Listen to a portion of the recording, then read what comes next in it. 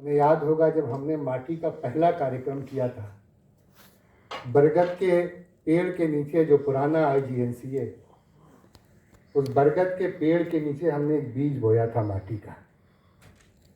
माटी एक पेड़ बन गया है इन 7 सालों में। इसके बहुत सारे वृक्ष, बहुत सारी डालें, मजबूत तने भी हैं और कुछ नए नवेले भी। मजबूत तने जैसे पूर्वांचल महोत्सव माटी, कि जब हम राजघाट पे कार्यक्रम करते हैं तो 3000 लोगों पे हमें बंद करना पड़ता है रजिस्ट्रेशन।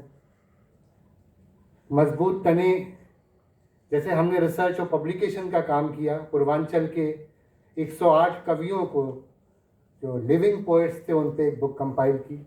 पूर्वांचल के 192 स्वतंत्रता सेनानियों पर एक बुक बनाई। और एक तीसरी बुक हमारी तैयार हो रही है पूर्वांचल की कला और परंपराओं पर। एक और काम जो माटी ने किया पिछले दिनों सिद्धार्थ नगर में, और इस साल हम मऊ और गाजीपुर में करने जा रहे हैं, वो रूरल हेल्थ कैंप्स ऑर्गेनाइज करने का। पूर्वांचल की जो डॉक्टर्स हैं हम उनको जमा कर रहे हैं। और जब हमें पता चला कि जाड़ों में हार्ट अटैक से लोग मर रहे हैं, लकवा मार रहा है, फॉलिज का अटैक हो रहा उनके ऊपर, तो हम उस ठंड में, कड़कड़ाती ठंड में, दिल्ली के मेदांता हॉस्पिटल से, आर्मी हॉस्पिटल से, एम्स से, अपोलो से, वो बड़े बड़े डॉक्टर्स जिनको हम अपॉइंटमेंट लेने के लिए 15 दिन का वेट करना पड़ता है, वो लोग उस कड़कड़ाती ठंड में गए, उन्होंने लोगों का इलाज किया। मेदांता ने अपनी सारी मशीनरी भेजी, क्योंकि वो 5-6 डिस्ट्रिक्ट, सिद्धार्थनगर, कुशीनगर, महाराजगंज, श्रावस्ती, इन सब जगहों पे कोई एक भी ECG मशीन नहीं, कोई एक हार्ट का कोई डॉक्टर नहीं। ऐसे दौर में लोग गए और हमने 2492 लोगों का हमने ट्रीटमेंट किया, जिसमें से 14 लोगों का ट्रीटमेंट अभी भी चल रहा है जो क्रॉनिक थे। माटी ने एक और काम शुरू किया है जो नई नवेली शाख है, कि हम पूर्वांचल के जितने भी स्कूल्स हैं, 10th के बाद के इंटरमीडिएट हों, कॉलेजेस हों, फिर कॉलेजेस जितनी हैं, यूनिवर्सिटीज़ जितनी हैं, उनकी हम मैपिंग कर रहे हैं और एक एजुकेशन ऑन जॉब पोर्टल पे हम जमा कर रहे हैं, ताकि हम बच्चों को गाइड कर सकें कि वो किन कोर्सेज में उन्हें जाना चाहिए, किन स्कूलों में जाना चाहिए। क्योंकि आजकल पूर्वांचल की बहुत से लोगों को दशा मालूम है कि वो स्कूल्स तो हैं, कॉलेजेस भी हैं, लेकिन वहाँ पढ़ाई नहीं होती। तो हम उनकी एक मैपिंग कर रहे हैं और उसी हिसाब से हम उनको गाइड कर रहे हैं। ये एक एजुकेशन एंड जॉब पोर्टल का काम हमारा शुरू हो गया है। माटी का एक और काम जो हम, एक बहुत महत्वाकांक्षी योजना है माटी का एक सांस्कृतिक केंद्र बनाने का, जिसके लिए हमारी बहुत दिनों से यमुना एक्सप्रेसवे अथॉरिटी से बात चल रही थी।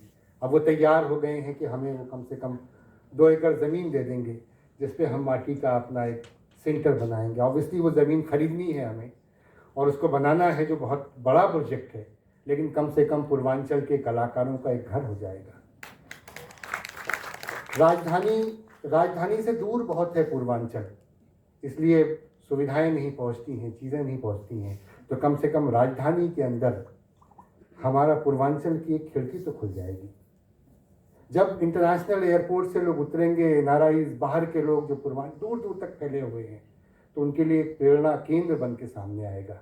इस उम्मीद से हम लोग डेवलप कर रहे हैं और हम हर एक को, और न केवल ये कि वो पूर्वांचल के लिए काम करेगा, बल्कि पूर्वांचल के लिए वो एक कल्चरल एक्सचेंज का सेंटर बनेगा। उड़ीसा के लोग हमारे यहाँ आएंगे, हम उड़ीसा तक चल के जाएंगे। एक हमारे जो कार्यक्रम हैं उनको एक संस्थागत एक उनकी क्रेडिबिलिटी इस्टेब्लिश हो जाएगी। हम एक दूसरे के साथ एक्सचेंज कर सकेंगे। तो मैं ये चाहता हूँ कि आप सब और हम अगले 5 सालों तक जितने भी कार्यक्रम होंगे हम यही रट लगाएंगे। हमें हर तरह का सहयोग चाहिए, एक व्यक्ति से हमें आपकी शुभेच्छाएं भी चाहिए, हमें आपका पैसा भी चाहिए, हमें आप खुद कर सकें, आप किसी और से करवा सकें, तो हमारी मदद कीजिए। ये बड़ा काम है जो माटी ने लिया है, और मुझे उम्मीद है कि जैसे अब तक माटी कामयाब रही है अपने कार्यक्रमों को लेकर, अपने योजनाएं, जब पहला माटी था तो रात के 2 बजे तक हम लोग गन्ने का रस ढूंढ रहे थे। आरिफ मोहम्मद खान साहब का 2:30 बजे फ़ोन आया कि गन्ने का रस आपका इंतज़ाम हो गया है। हमने वहाँ से माटी को शुरू किया था। आज कम से कम माटी को इस लायक है कि माटी के पास अपना भी कुछ फंड है और माटी अपने कार्यक्रमों के लिए लोगों से बार बार नहीं मांगती है। और माटी जो कला केंद्र माटी का बनेगा, उसका एक उद्देश्य ये भी है कि हम एक सस्टेनेबल बेसिस पे उस सेंटर को चलाएं। उसमें अकोमोडेशन भी हो, कॉन्फ्रेंस रूम भी हो, बैंक्वेट भी हो, बाकी फैसिलिटीज़ भी हो, ताकि हमें अपने कार्यक्रमों के लिए बार बार लोगों से मांगना ना पड़े, लोगों के पास जाना ना पड़े। हमारे साथ जो हमारे मेहमान हैं, माननीय अमिताभ कांत जी, माटी के साथ उनका बहुत सहयोग रहता है, लेकिन हम कितनी बार उनके पास जाएं? तो हम ये चाहते हैं कि हम लोग कम से कम एक सेंटर बन जाए तो हम माटी को आगे बढ़ा सकें। तो इस तरह से मैं आप लोगों के साथ का ज़्यादा समय नहीं लूँगा, ये थोड़ी सी बातें थी जो बतानी ज़रूरी थी।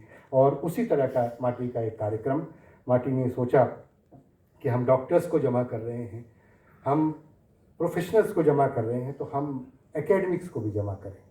और पूर्वांचल के जो लोग हैं, एक कहकशा है, एक आकाश गंगा है, एक स्वर धारा है जो चली आ रही है पूर्वांचल में। कौन कौन सी विभूतियाँ नहीं रही पूर्वांचल के अंदर, जहाँ रामायण लिखी गई हो, जहाँ बड़ी मुंशी प्रेमचंद हो, जहाँ राहुल सांकृत्यायन हो, जहाँ तुलसीदास हो, कबीर हो, वो और आज भी पूर्वांचल के लेखक, पूर्वांचल के कलमकार, पूर्वांचल के राइटर्स पूरी दुनिया को एनरिच कर रहे हैं। तो हमने एक छोटा सा पहली कोशिश है, ये हो सकता है पहली बार कोशिश करते हैं तो हमें ज़रूरी नहीं है कि हम उस तरह से परिपक्वता के साथ कर पाएँ, लेकिन फिर भी हमने अलग अलग जॉनर्स की 10 किताबें जमा की। और जिन लोगों को जमा किया वो अपनी जगह वो कद्दावर शख्सियात हैं और वो पूर्वांचल से निकल के आई हैं, वो पूरी दुनिया को सैराब कर रही हैं। तो एक बार ज़ोरदार तालियां उन तमाम लेखकों के लिए। मैं और ये आज एक पहला स्टेप है, हर साल हम इसको बड़े पैमाने पर पूर्वांचल महोत्सव की तरह रीडर्स कॉन्क्लेव ऑर्गेनाइज करते रहेंगे, लेखकों को उनके रीडर्स के साथ जोड़ते रहेंगे। हम चाहते हैं कि पढ़ना लिखना और आज के